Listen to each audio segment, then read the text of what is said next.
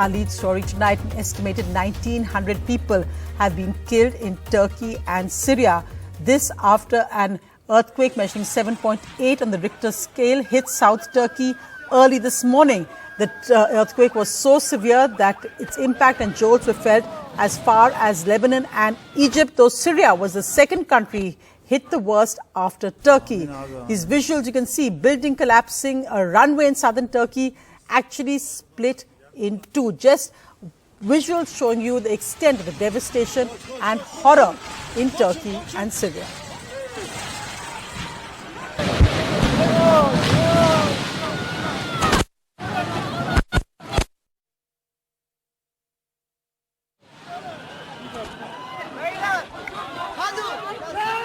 A 7.8 magnitude earthquake hit Turkey and Syria, killing over 1,200 people and leveling buildings while many were still asleep.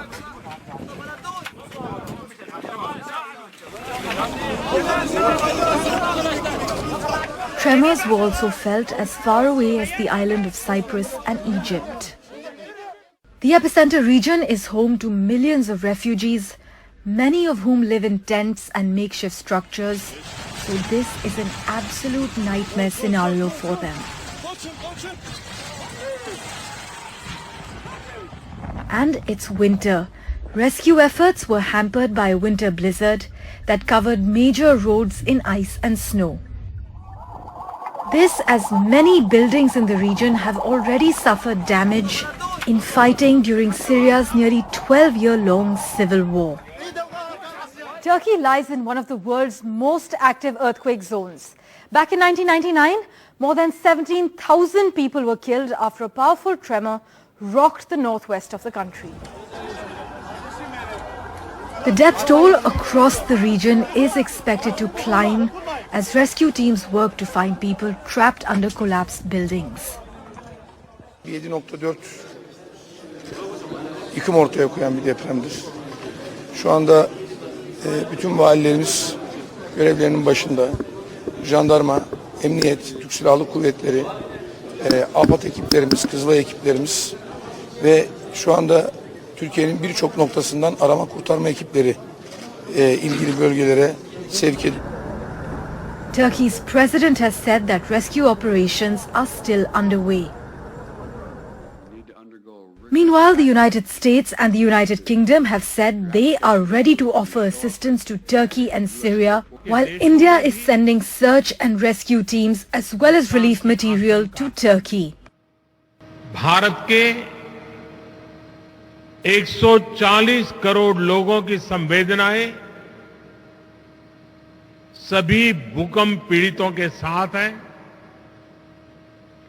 Bharat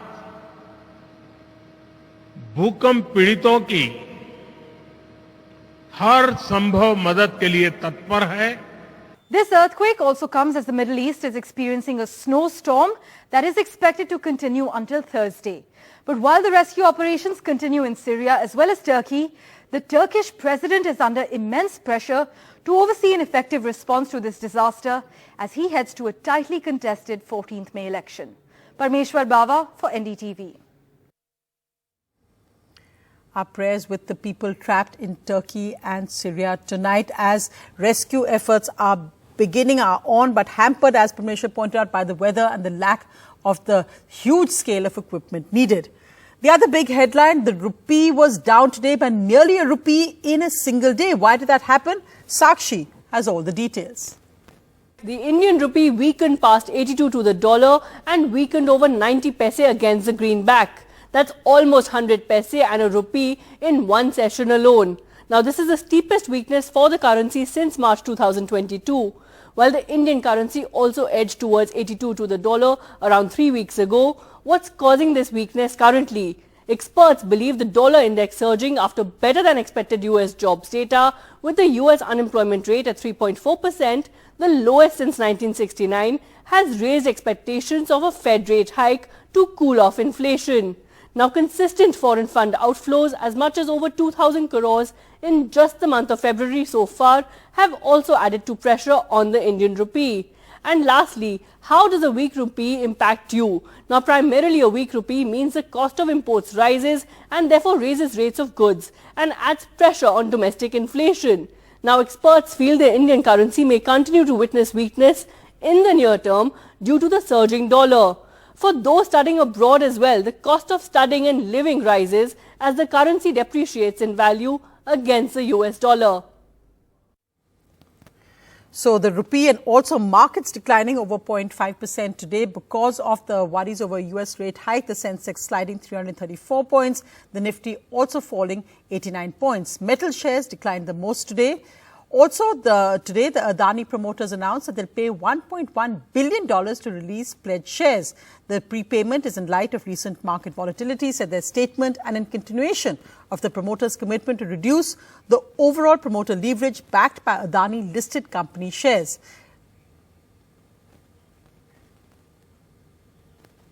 The prepayment will release pledged shares, which means repaying borrowed funds against shares. Experts say the implementation of this release of the shares will be positive for the market. Also today, Adani Transmission Q3 profits surged by 73%. Even though the stocks fell today, Adani Group stocks also performed better today, with Adani Ports jumping 8%.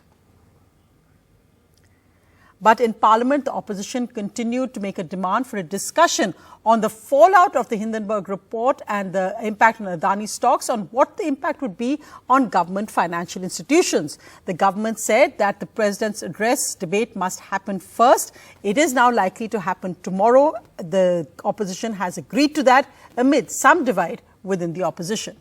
The House stands adjourned. Parliament adjourned for the fourth working day without any business. The opposition is demanding a discussion on the fallout of the US-based Hindenburg report on the Adani Group and the exposure risk to government financial institutions. The government has so far rejected these demands, saying the opposition can raise their issues during the scheduled debate on the president's speech. Public domain में तो already वित्त मंत्री ने जो कहने का था वो कह दिया है। मैं हाथ जोड़ कर विनती करता हूँ, ये परंपरा है, संसदीय परंपरा है। जब भी राष्ट्रपति का अभिभाषण होगा, पहले उनका धन्यवाद प्रस्ताव पारित करना एक परंपरा है। ये परंपरा से हटना नहीं चाहिए।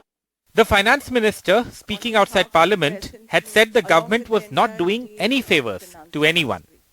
The opposition is attempting a united front, but with limited success. While the BRS and the Congress have set aside their differences, the TMC, the second largest opposition party, did not initially attend a joint opposition meeting, but did take part in a subsequent protest. सरकार को discussion allow करना चाहिए। आप देखना पूरी कोशिश होगी और ये सरकार नहीं, मोदी जी पूरी कोशिश करेंगे कि पार्लियामेंट में अदानी जी का डिस्कशन ना हो जाए। उसका कारण आप जानते हैं, तो पूरी कोशिश होगी कि अदानी जी पे डिस्कशन ना हो। The Congress today held nationwide protests in front of LIC offices and State Bank of India branches over the issue. Sources say opposition parties have decided to cooperate with the parliament proceedings from Tuesday, and the motion of thanks on President's address will begin on Tuesday in both the houses, and Prime Minister is expected to speak on the discussion in Lok Sabha on Wednesday. With camera person Javier Thomas, this is Arvind Gunasekar for NDTV. And the Prime Minister today inaugurated India's largest helicopter factory by Hindustan Aeronautics Limited in Karnataka. He also hit out at the opposition, saying the same HAL was used as an excuse to target our government on false allegations. As the election season hots up in Karnataka, unveiling India's largest helicopter facility in Tumakuru, Prime Minister Narendra Modi made his first attack against the Congress leader, Rahul Gandhi, on the opposition's corruption allegation in the Rafale jet deal. Without naming Rahul Gandhi, who led the attack in 2019, Prime Minister Modi said the opposition spread lies using the name of HAL. यही HAL है जिसे बहाना बनाकर हमारी सरकार पर तरह तरह के झूठे आरोप लगाए गए।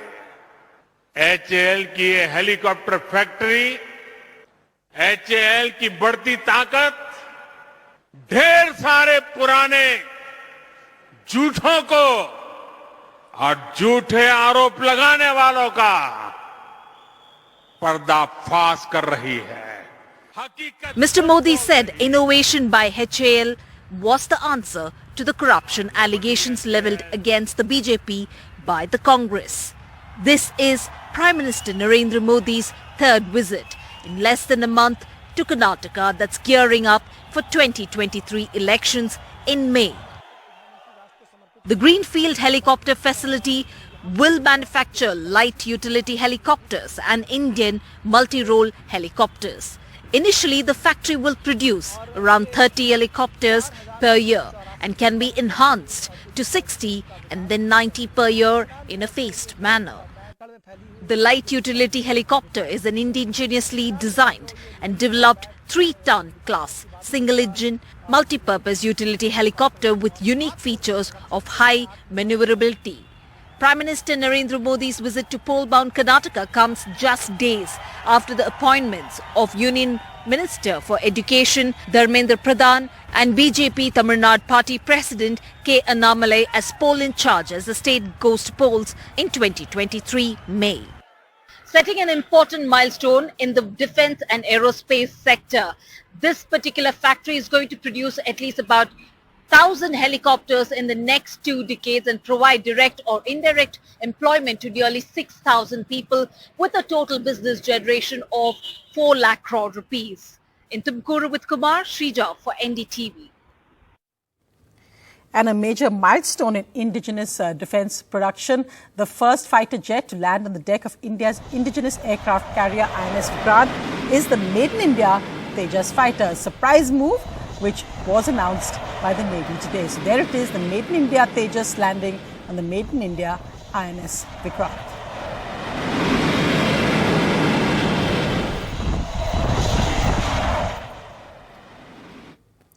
The other big headline, 5 new judges sworn into the Supreme Court today, the Chief Justice administering the oath of office. Also, this came, the 5 new judges are made a collegium row, and today the government cleared 13 High Court judges as well. But in an extremely rare move, the Chief Justice of India has said they will hear a plea against the appointment of one of these judges in the Madras High Court, Justice Victoria Gauri, because of complaints that have come against her after her name was recommended by the collegium. May I have your Lordship's permission? The Chief Justice of India swearing in 5 new judges. These include Justice Pankaj Mittal and Justice Manoj Mishra. However, none of these 5 will become Chief Justice. The appointment follows a tense back and forth between the centre and the court after the collegium recommended their names. The centre finally cleared the appointment after the court warned the centre, saying there are issues of faith.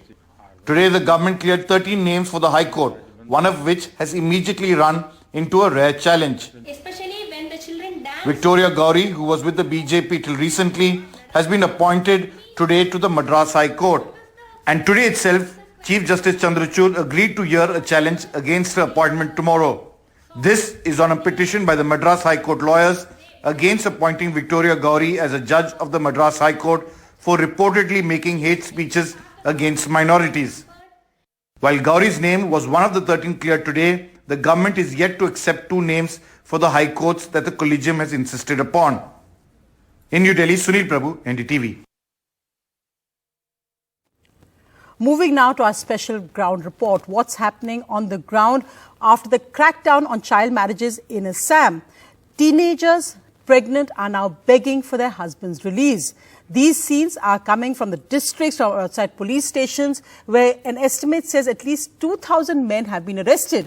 But what's not been addressed is what happens to the families that leave behind, especially when the men are usually the main bread earners in these families. Assam's chief minister remains determined, saying teenage pregnancies in Assam are at an unacceptable 16.8% and this crackdown is needed urgently.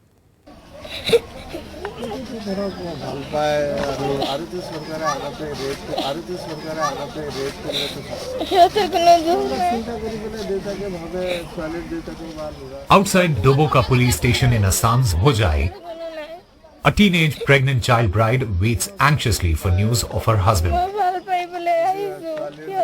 He was picked up by the police in the crackdown against child marriage in Assam. Her mother and mother-in-law tried to comfort her. She ran away from home when she was 17 years old. Fearing social ostracism, her mother married her off. But now pregnant and alone, she waits for her husband, who is behind bars.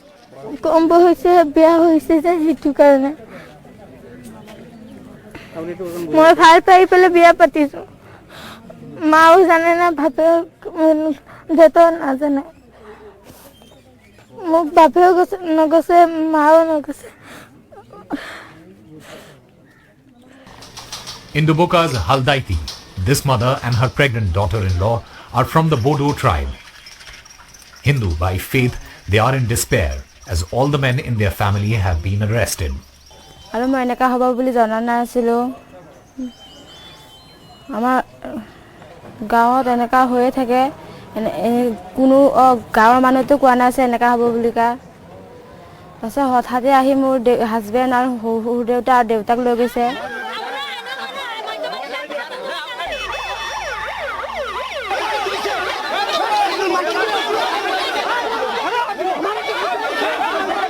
Ever since Assam police launched the crackdown against child marriage, scenes like this are common outside many police stations in Assam, where relatives and family members of those who have been arrested are waiting anxiously, sometimes even protesting against the crackdown. Many of them actually acknowledge that child marriage did take place, but they plead that they were ignorant and that there was lack of awareness in their villages about the law and also about child marriage and what are the harmful side of child marriage.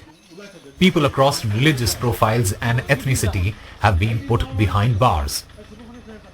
আমি গম পোৱা নাছিলো গম নোপা হেৰিতে মানে তেওঁলোকে আহি তৎক্ষণাত আহি যে নিছে আমিতো নাজানো নহয় এতিয়া ঘৰৰ মেন হাজবেণ্ডটো নিলে আকৌ ডাঙৰ ল'ৰাটোকো নিলে যি হেতে হেৰি কামাই কৰি উপাৰ্জন কৰি খুৱাই থাকে হেঁত দুজনেকে লৈ গল এতিয়া আমি কোৰ পৰা খাম আমাৰটো গধলালৈকে চাউল নাই Assam Chief Minister Himanta Biswa Sarma has tweeted data to back his claims. The teenage pregnancy ratio in Assam at 16.8% is alarming, says the Chief Minister. But legal experts say arrests are not the only resort. It's a violative of the direction of the Supreme Court in the Anis Kumar judgment and the subsequent judgment. The crackdown has now somewhat slowed down, with the police busy preparing reports on those already arrested. Many offenders are now absconding, but the fear remains. With Ratnadeep Chaudhary, Osama Sham for NDTV. A crackdown there, but what about the human impact, especially given that the Supreme Court and various high courts have been saying that the minimum age under POSCO must be reviewed. Moving now to our focus. This is going to be NDTV's special campaign. How is it that India's financial capital, Mumbai, how is it that it's gone from maximum city to maximum toxicity? Look at these figures that show you that Mumbai is now the most polluted cities in the world. In fact, the current air quality this evening, Mumbai is beating Delhi, and that's not in a good way. You can speak out in NDTV's special campaign. Send us your views, because the reality on the ground is that Mumbai's politicians seem clueless on how to address this.